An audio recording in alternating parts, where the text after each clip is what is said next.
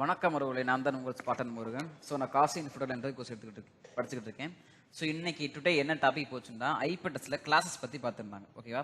So நான் previous வீடியோஸில் வந்து பார்த்தீங்கன்னா கிளாஸ் ஏபிசி நான் எப்படி அட்மிட் பண்ணுறது, எப்படி நம்ம கண்டுபிடிக்கணும்னு சொல்லிட்டு நான் சொல்லி கொடுத்துருந்தேன்.